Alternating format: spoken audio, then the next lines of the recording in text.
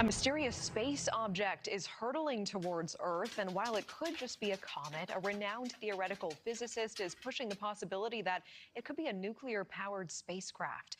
This is the image of the so-called Three-Eye Atlas, raising new questions, with Harvard professor Avi Loeb theorizing this Manhattan-sized space object could be emitting its own light. And if that's the case, it could indeed be alien technology.